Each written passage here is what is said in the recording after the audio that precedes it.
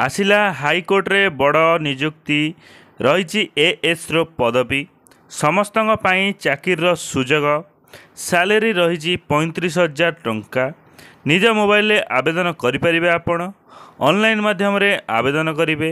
बयस सीमा रही 21 रु 32 वर्ष।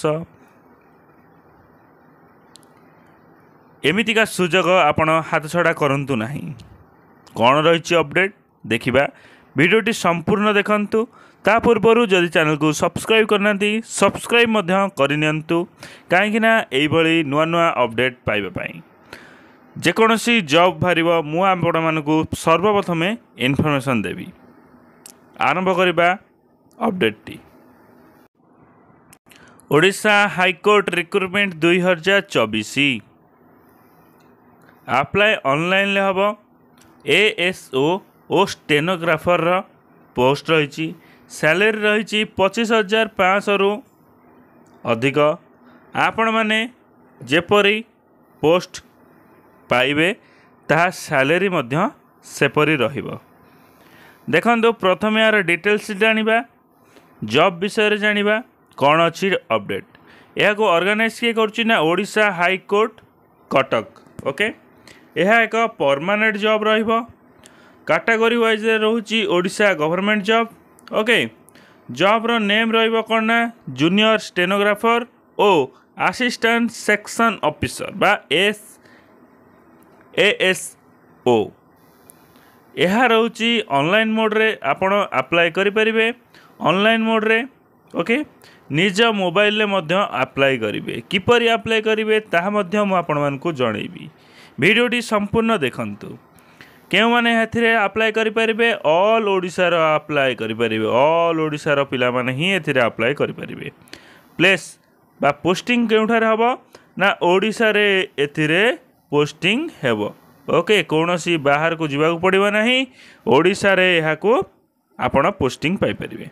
ओके, नेक्स्ट जानिबा एथिरे आपण केते पर्यंत बा डेट लास्ट डेट कौन अच्छी देखंतु। इंटरव्यू डेट रही लास्ट डेट रही जून 18 केते ना जून 18 पर्यंत आपण अप्लाई करें। बोथ मेल एवं फीमेल आपण पुरुष एवं महिला जेकोसी था आपण एथिरे अप्लाई करें। ओके, आपण बुझीपारे एथिरे परमानेंट जॉब रोची। दुईटी पोस्ट रहिबो जहाँकि जूनियर स्टेनोग्राफर ओ एएसओ। ओके, दुईटी पोस्ट रही। देखिबा एजुकेशनल क्वालिफिकेशन कौन रहिबो। स्टेनोग्राफर पई एजुकेशनल क्वालिफिकेशन रोची bachelor degree. Okay, any bachelor degree रहिबो। ओके, आपण एनी बैचलर डिग्री रे पास करथिले आपण एथिरे पकाई परिबे। नेक्स्ट एएसओ रे रोची मध्य बैचलर डिग्री एवं कंप्यूटर नॉलेज। जदि आपण बैचलर डिग्री करचंती एनी स्ट्रीम रे जहाँकि आर्ट्स साइंस कॉमर्स आपण जेकोसी स्ट्रीम रे करथांतु सेतिरे आपण कंप्यूटर नॉलेज थिबा दरकार। कंप्यूटर नॉलेज थिबा दरकार। अधिक जानिया पई पीडीएफ टू चेक करि परिबे। ओके, पीडीएफ किपरि पाइबे ना मु डिस्क्रिप्शन रे लिंक देबी एवं मु वीडियो शेष रे कहि देबी। देखंतु जो दुईटी पोस्ट रही जूनियर स्टेनोग्राफर एवं असिस्टेंट सेक्शन ऑफिसर दुईटी पोस्ट रही। से दुईटी पोस्ट रो स्टेनोग्राफर पाई रही 35टी पोस्ट। ओके, आउ एएसओ पाई रही 147टी पोस्ट। ओके, नेक्स्ट देखिबा कैटेगरी वाइज हेले आपण यूआर पाई रही 70टी पोस्ट। सेथुरु ओमेन पाई रही 23टी पोस्ट। ओके, नेक्स्ट एसईबीसी पाई रही 5टी पोस्ट। सेथिरु ओमेन पाई रही 2टी पोस्ट। ओके, एसटी पाई रही 57टी पोस्ट। सेथिरु ओमेन पाई रही 19टी पोस्ट। ओके, नेक्स्ट एसी पाई रही 15टी पोस्ट। सेथिरु ओमेन पाई रही 5टी पोस्ट। समस्त पाई रिजर्वेशन रही। ओके, महिला मानक पाई रिजर्वेशन रही। एज लिमिट जानिबा, एज लिमिट कौन अच्छी ना मे 14 2024 सुधा आपन को 21 वर्ष होइथबा दरकार। जदि आपणकर मे 14 2024 सुधा 21 वर्ष होउची तेबे आपण एई जॉब टी को अप्लाई करि परिबे कौन असुविधा हेबो नाही। मैक्सिमम बयस केते ना 32 वर्ष मैक्सिमम बयस केते 32 वर्ष ओके।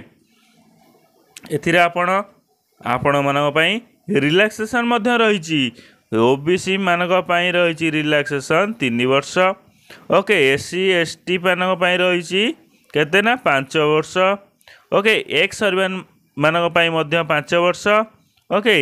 एई भली इनफॉरमेशन देखि परिबे पीडीएफ टी चेक करी।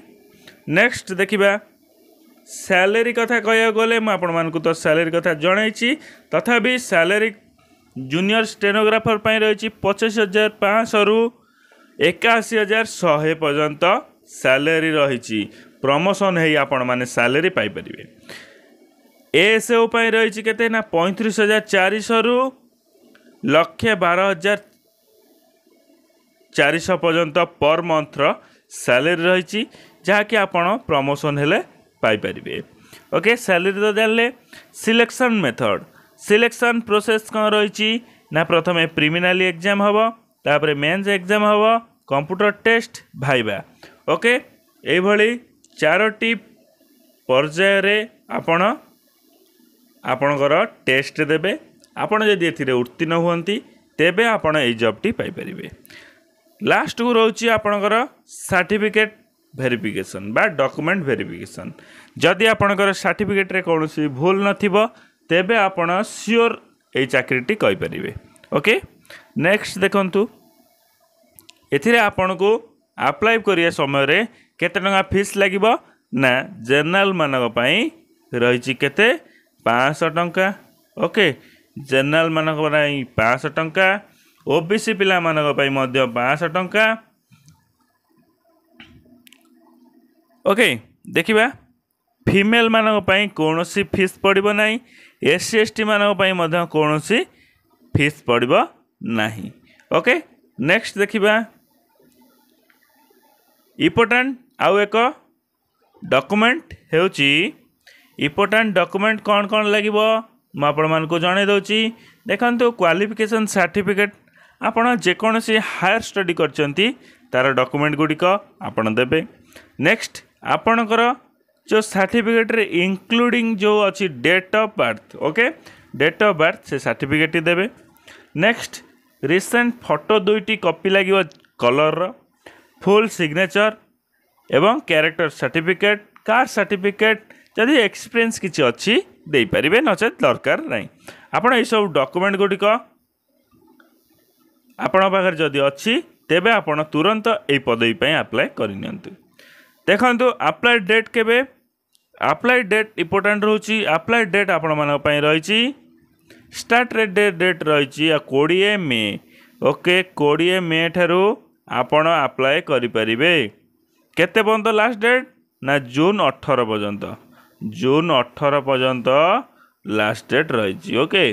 जून 18 पर्यंत लास्ट डेट रहिछि आपण जानले केते पर्यंत लास्ट डेट रहिछि ना जून 18 आपण इम्पोर्टेंट रोची डेट टी मन रखिबा जेते शीघ्र अप्लाई करेंगे आपण भल ओके। साइट स्लो रहिबो।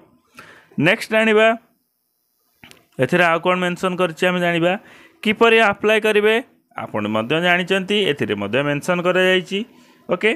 समस्त प्रकार इन्फॉर्मेशन दे सबमिट बटन पर क्लिक करेंगे।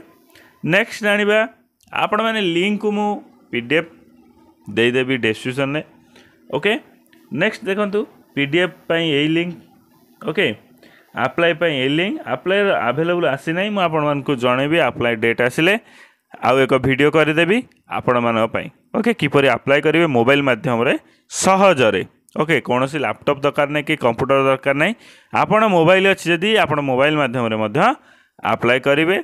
आपणकर जो टंका खर्च हम जो जनरल पिलांग पई 500 टंका ओबीसी पिलांग पई 500 टंका से 500 टंका रे ही आपण माने अप्लाई करेंगे कौन सी चार्ज क्या दबा पड़ो ना।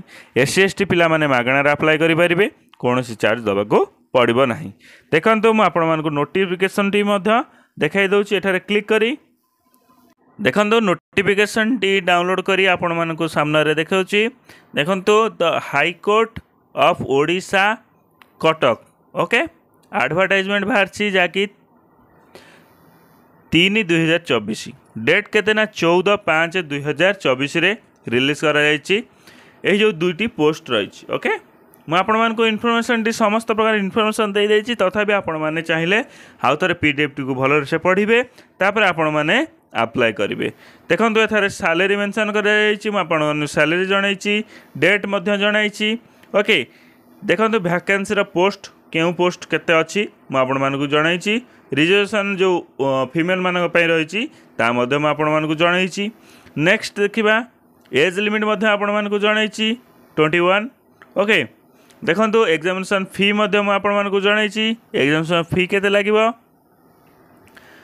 आपण टेस्ट पई पीडीएफ टी को देखिए टेस्ट पई कौन कौन दरकार ओके नेक्स्ट देखो आ कौन रहा